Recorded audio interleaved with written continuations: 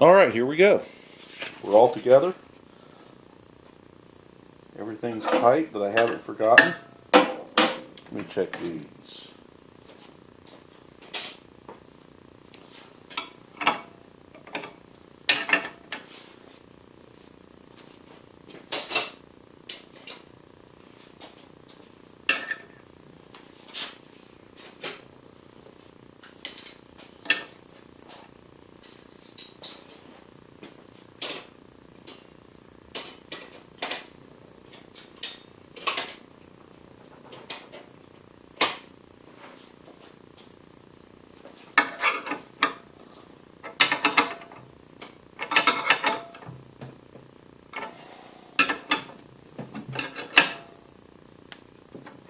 Alright, I think we're ready to go now.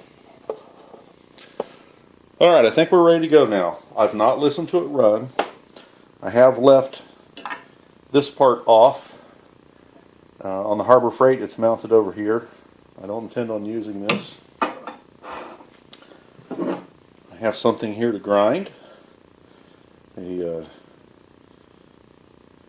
It's all pounded over on the top, so I have a little piece of metal to play with. I haven't tracked it or turned it on or anything.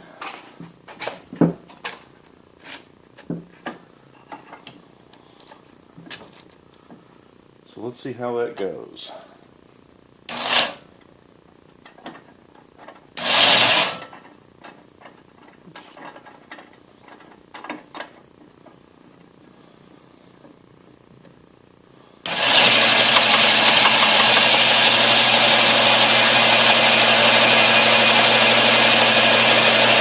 Go. No clanging and banging. I hear a little whooshing sound from behind the belt.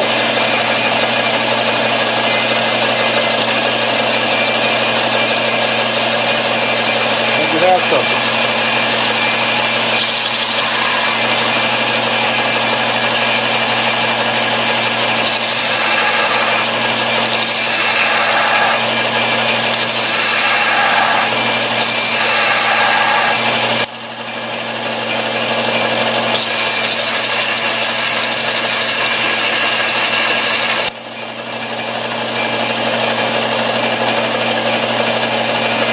Another step towards having a complete metalworking shop.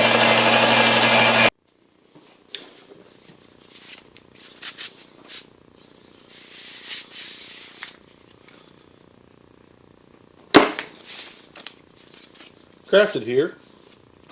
This is 01 ground flat stock. I bought this a while ago in anticipation of making my own knife. I don't actually remember what I paid for it.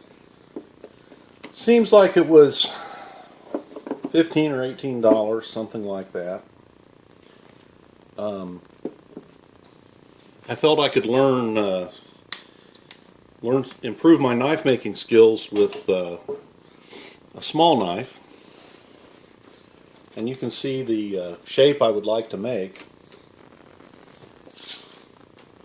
And I can get at least 3 of these out of this bar.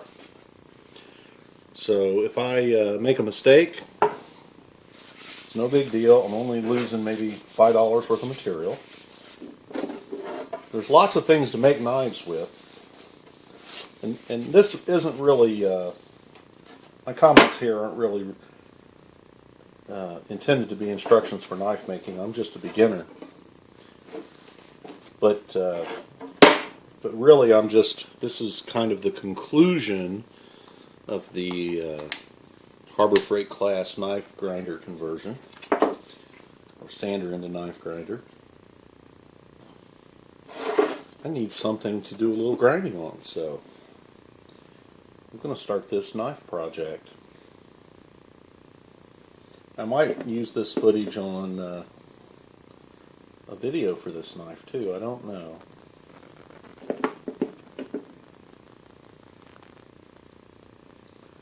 But I need to do this to really properly finish up the knife grinder video. If we don't see some sparks fly, it's going to be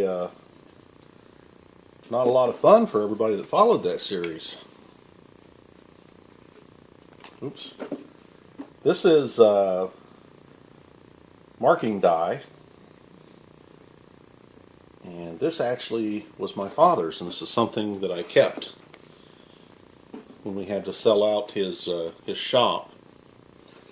I've got a few keepsakes and things that I kept, and he and I handled this so many times, called layout die. He and I handled it so many times it was just a small thing that was meaningful to me. Now the glue, or this was like, yeah, I lost him like 9 years ago, so this was all dried up. And I did a little bit of reading online, and you know, you can read MSDS sheets. And I'm pretty sure I figured out that, as a matter of fact, I know it was. I figured out that this is thinned with acetone. So I just poured a little bit of acetone in there. And it all reliquefied. And I don't have to buy a whole quart of layout dye. What do you think? What do you think? I don't think it really matters which way I put it on here.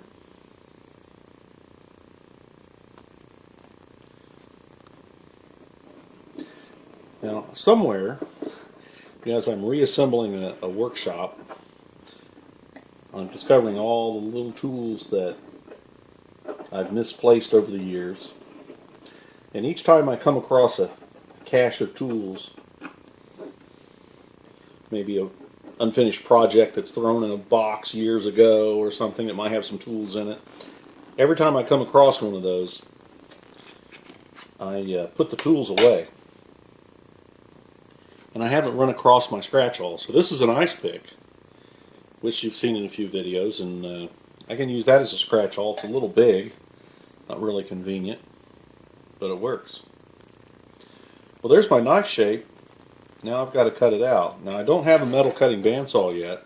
It's another project I'm working on. Just finding one of those.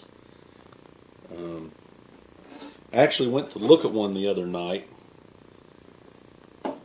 and it was a conversion from a wood bandsaw, and it was an old Sears Dunlap bandsaw, and the thing had the proper gearbox and motor on it. You'd have to slow down a wood bandsaw about 1/20th of the speed to cut steel, and this was done completely well. The guy wanted $150 for it, but the bandsaw itself was really small. It only had a table about this big, which would have been perfect for knife making.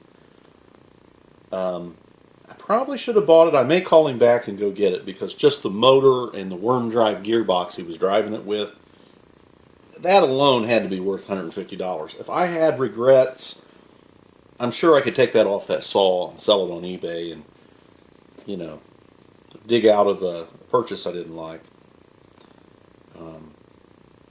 So I may yet go get that. And had I brought that home, I could be cutting this out on it. So, let me go find a hacksaw. Here we go. I think I'll cut this off first.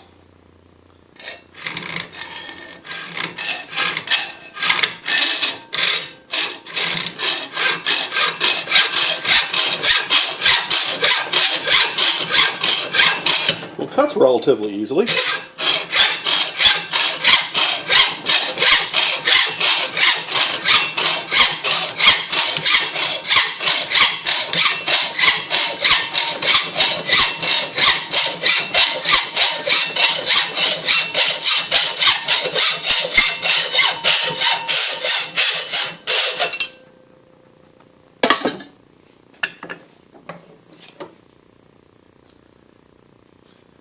I'm putting a little bit of marks in my metal. I'll see if this shortcut will help or not.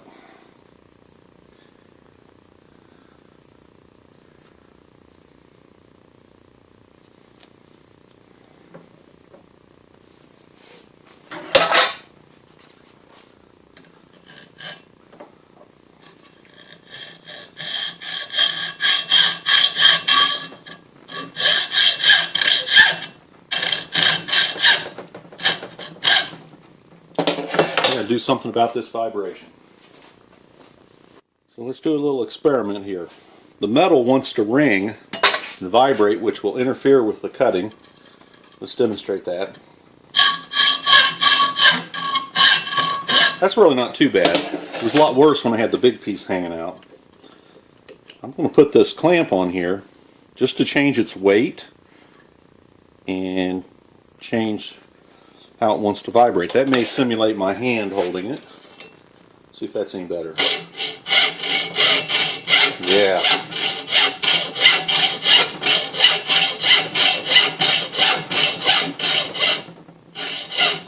Definitely less ringing.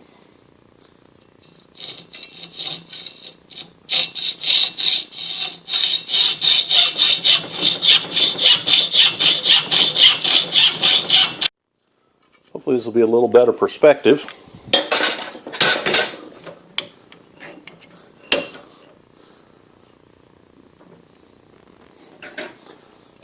Now I don't have to cut right to the line.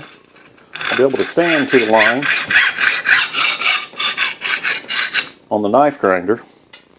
And I haven't made designed the platen for the knife grinder yet. So I really don't have a proper surface to work on.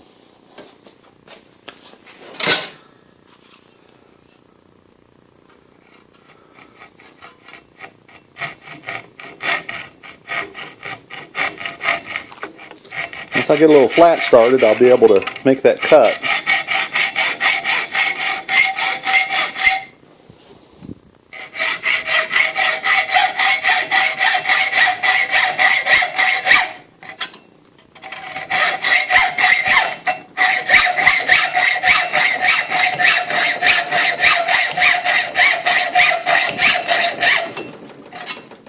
Okay.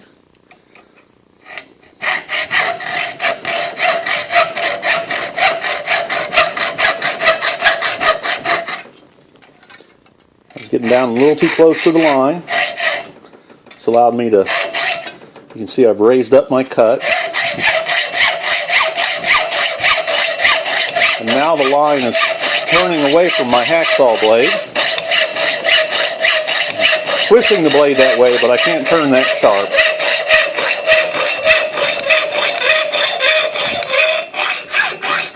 That vibration.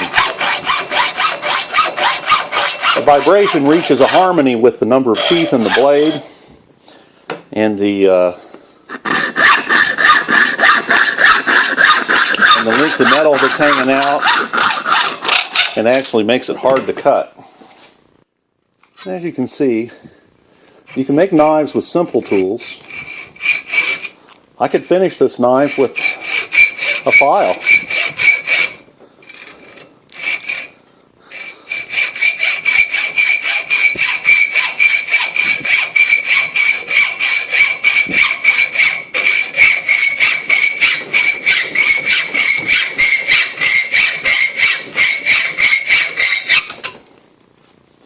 There we go.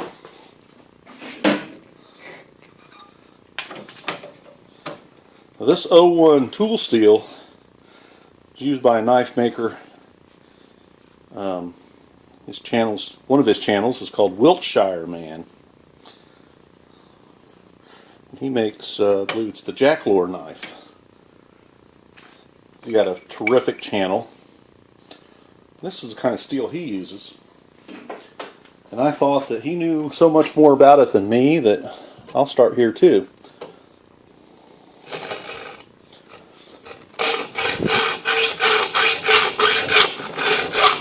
It's a popular steel for knife making.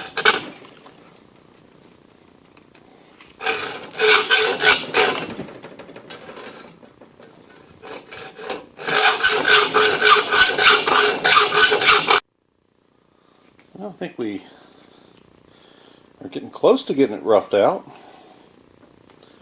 Let's see.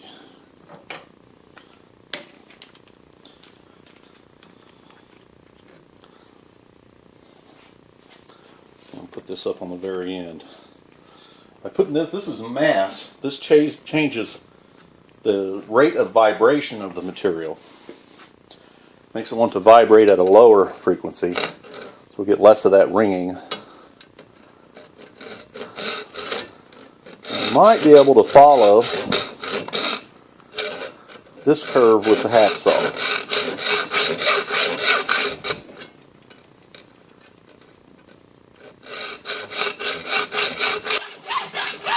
hard to cut curves with a hacksaw blade.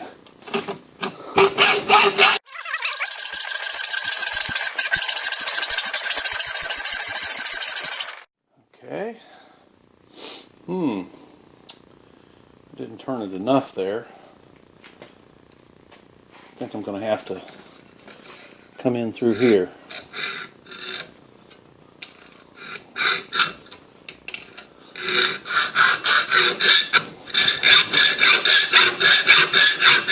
Wow, look at that. That piece bent.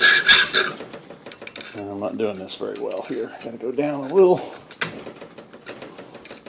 And I might as well cut it off now.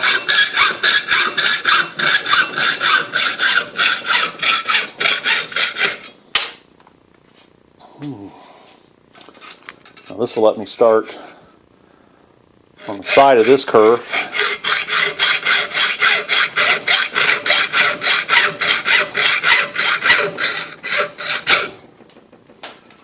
Okay.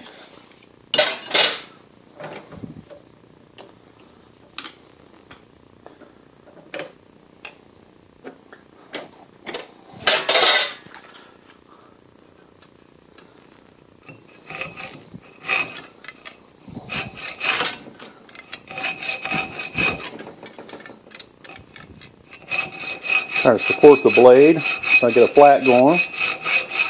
There we go. Oops. Be a little more gentle.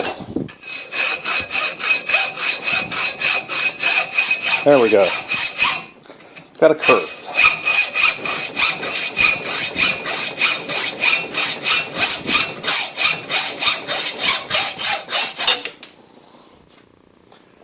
Wow. I think that's probably it.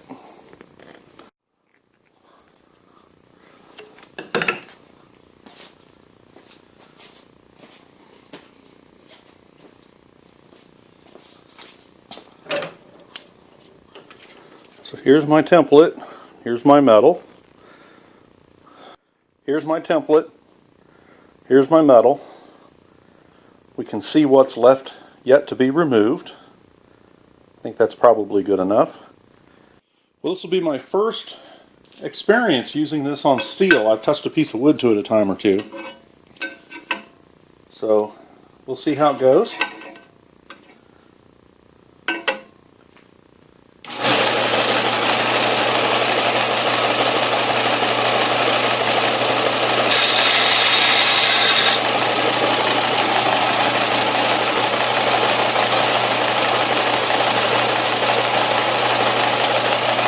The burrs on this are catching on the grooves in the table.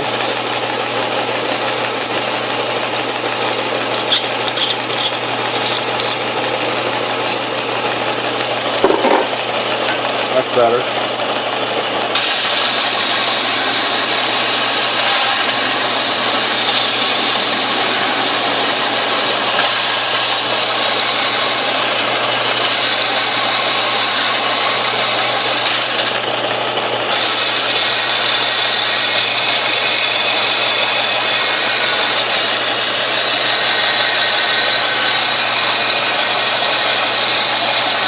Yeah, I don't see any sparks underneath.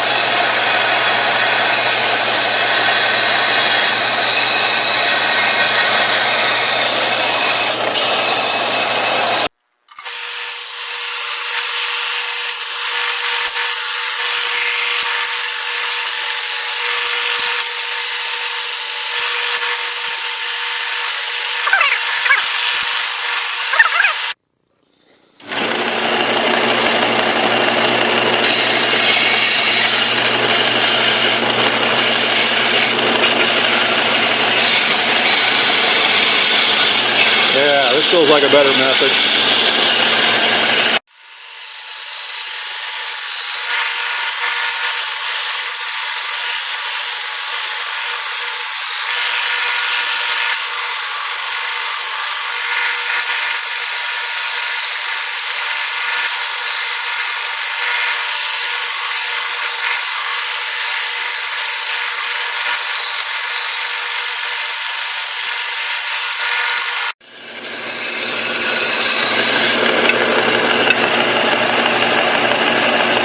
Still have a little cut there.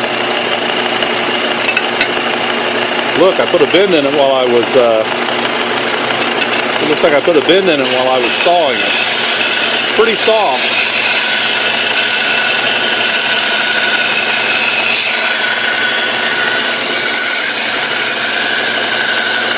I think I could have done a better job of trimming it close to the line. If I had a bandsaw, that would be done better. Oh, getting hot. Getting jumpy.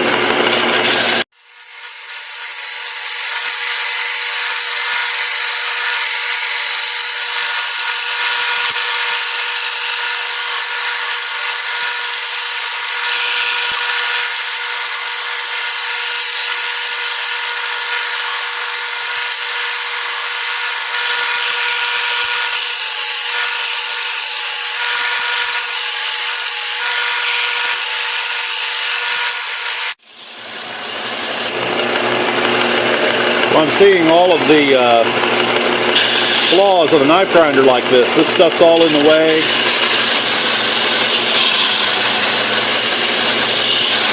But still, I've got quite a bit of work done in a short period of time compared to a file.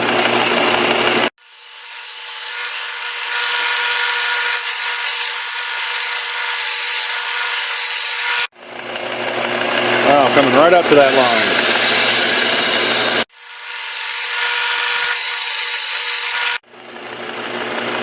I'm rocking that because I want to keep a nice radius. Don't want any flats.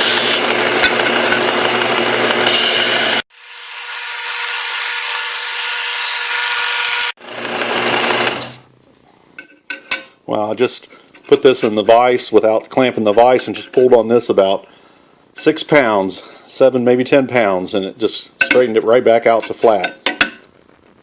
So, stuff is very soft before it's hardened. Wow, so I can't get in a spot like that. That's going to have to be hand filed.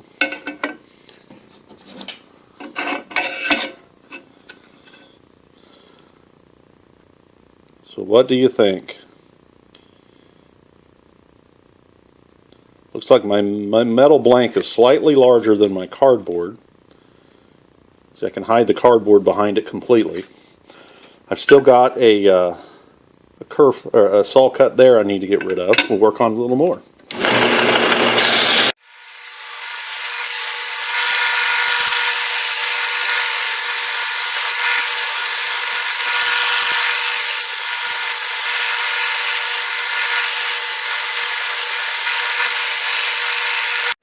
This is causing a problem.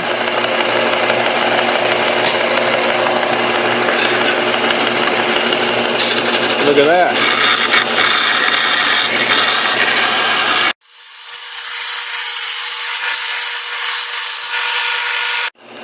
Okay. I believe I got rid of those marks.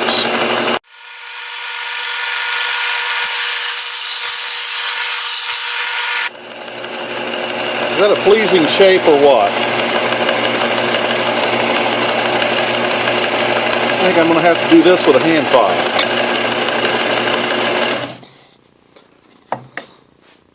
What I'm looking for is a curved file like this that's not so coarse. I think I'm going to need a curved file to really finish that.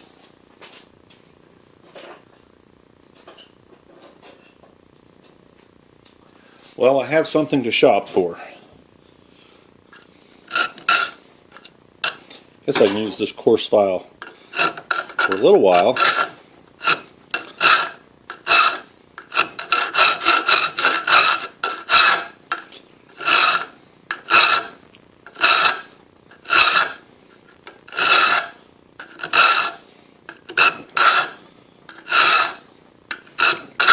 One of the things I want to make on my lathe when I get it done is file handles, because I sure don't have any.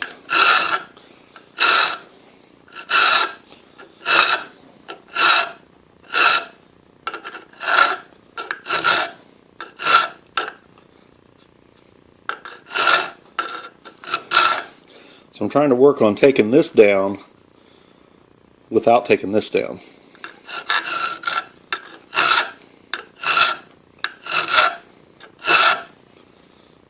Well, I think I'm about there.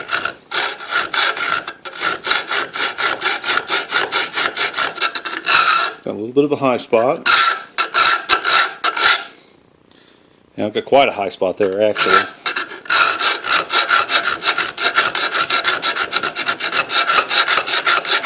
I'm bearing down on this edge.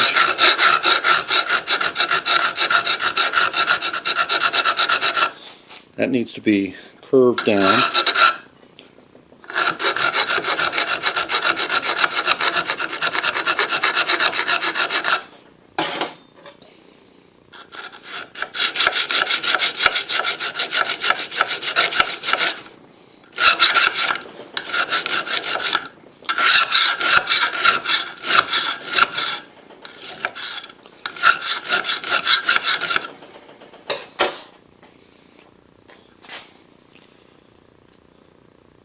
Wonder if I can get some metal sanding tubes for my oscillating spindle sander.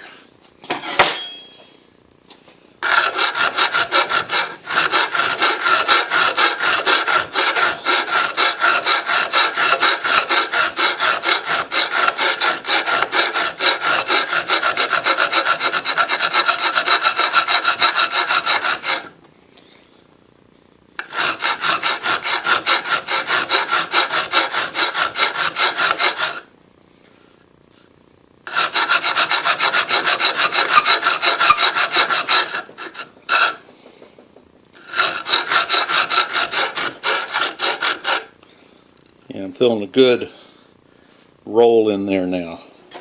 That's the shape that I want.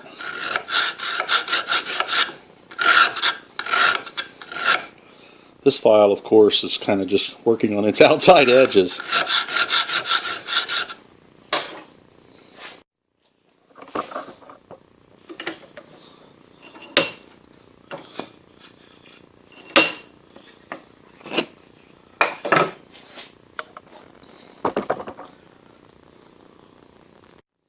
I think I want to take a little bit more off in here, radius this a little bit. Let's go back to our template we started with. But this template isn't gospel, it's just my vision. I've got a little bit of a flat spot in my template here.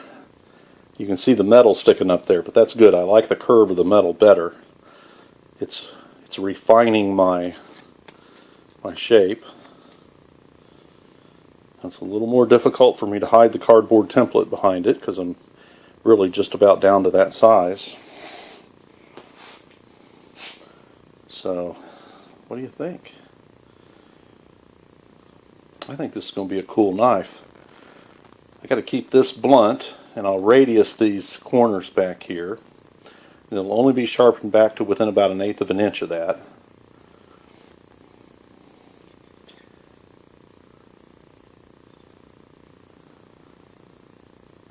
Not bad.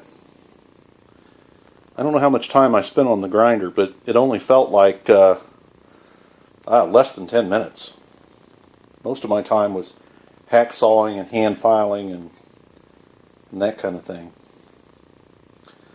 Now, since I came out here filming this and all of my talking and jawing, I've got 36 minutes on the camera. Of course, I'll cut a lot of that out just to get it down to the nugget of what we're talking about here.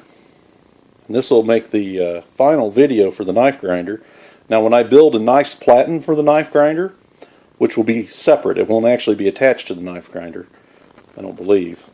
We'll do another video on that, possibly a 2 or 3 part series, and that'll happen later this spring or summer. So there you go. What tools do you have in your shop that you could be working on and making into handy things, making it part of your bushcraft hobby? You know, you can go out in the woods and make a shelter, but can you go home and make a knife?